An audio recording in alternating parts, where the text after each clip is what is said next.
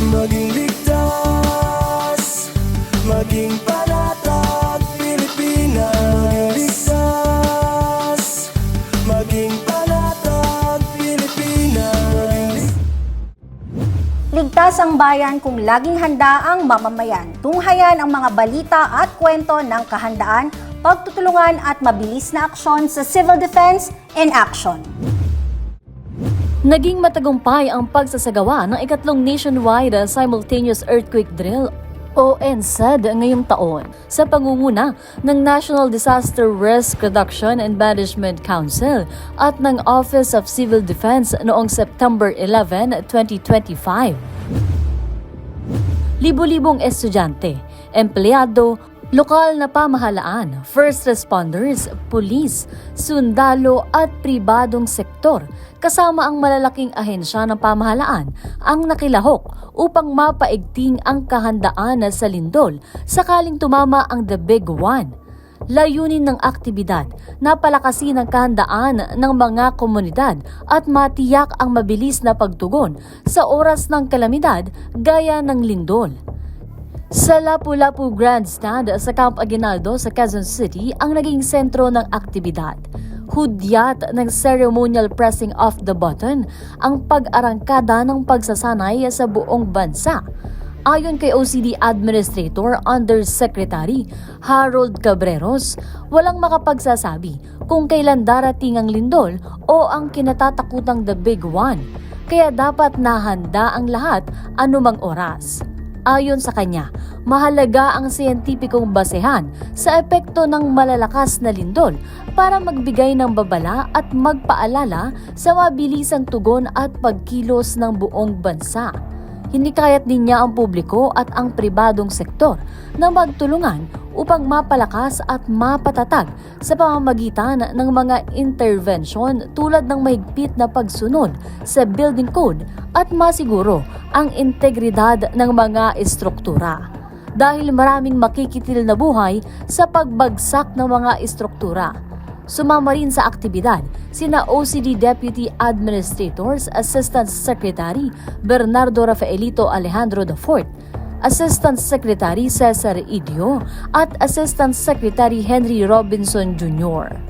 Ang NSED sa pangunguna ng Office of Civil Defense ay isang pagsasanay na isinasagawa 4 na beses sa isang taon upang paigtingin ang kapasidad ng pambansa at mga lokal na Disaster Risk Reduction and Management Council sa paghahanda at pagtugon sa oras ng kalamidad at sakuna.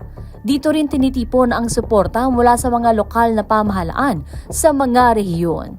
Nakiisa rin sina Department of National Defense, Senior Undersecretary Ireneo Cruz Espino, Metropolitan Manila Development Authority Chairperson Romando Artes, Philippine Institute of Volcanology and Seismology Director Dr. Teresito Bacolcol, Department of the Interior and Local Government Assistant Secretary Jesse Howard Lanete, Department of Social Welfare and Development Undersecretary Diana Rose Cahipe, Executive Director Lee Yam Ming ng ASEAN Coordinating Center for Humanitarian Assistance, Armed Forces of the Philippines, Acting Chief of Staff Lieutenant General Jimmy Larida at Brigadier General Eric Macaambak, Commander of AFP NCRCO.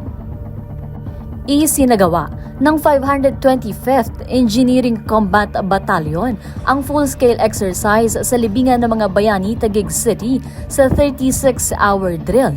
Itinampok ang simulation ng magnitude 7.2 na lindol sa Metro Manila at katabing lalawigan bunsod ng pagyanig ng West Valley Fault at reenactment ng malagim na disaster management scenario.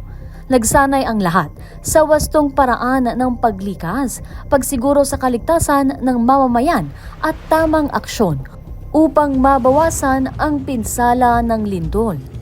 Pagkakataon din ito para malaman ang kapasidad ng mga lokal na pamahalaan sa disaster response at mga kalahok para sa epektibo at maayos na koordinasyon.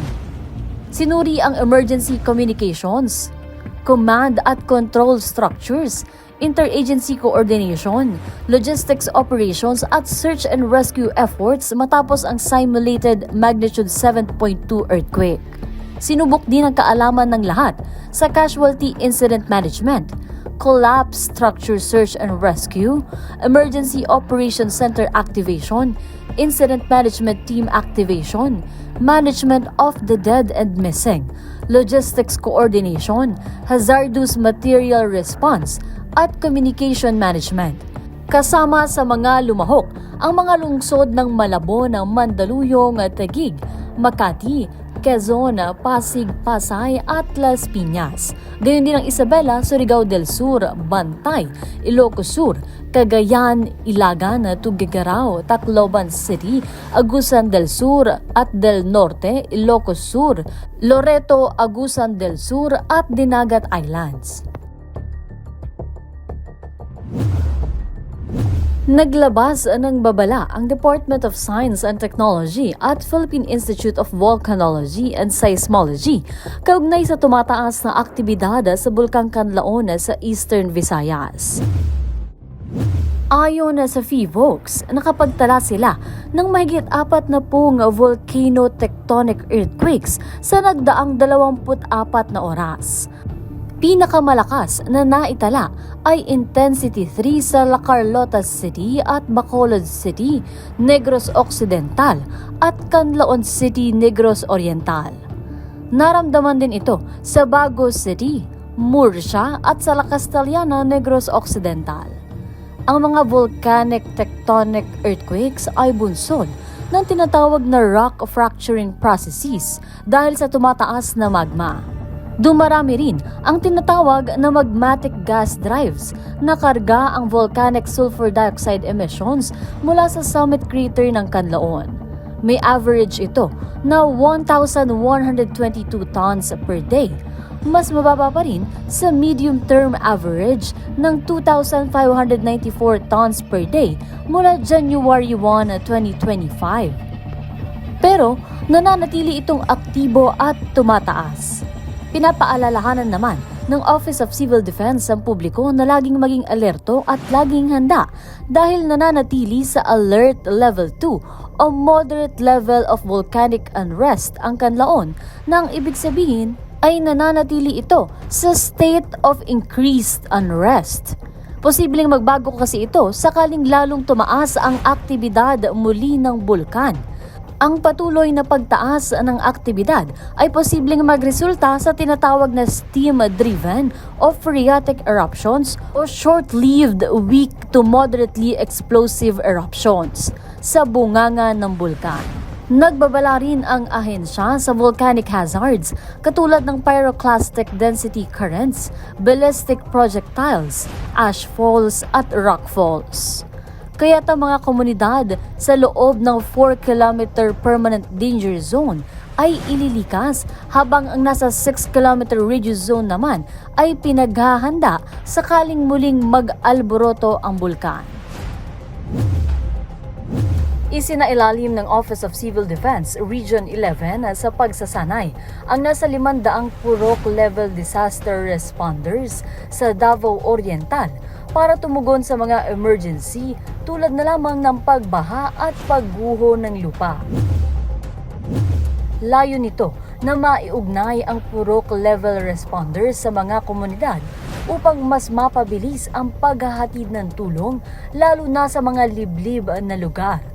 Ayon kay OCD-11, Regional Director Ednar Dayanghirang, nagsimula ang training noong September 12 na tatagal hanggang Oktubre sa Barangay Tubaon, Tarragona na pilot area ng programa. Katuwang ni Dayanghirang, si Davao Oriental Governor Nelson Dayanghirang na siyang tumulong para pondohan ang nasabing programa.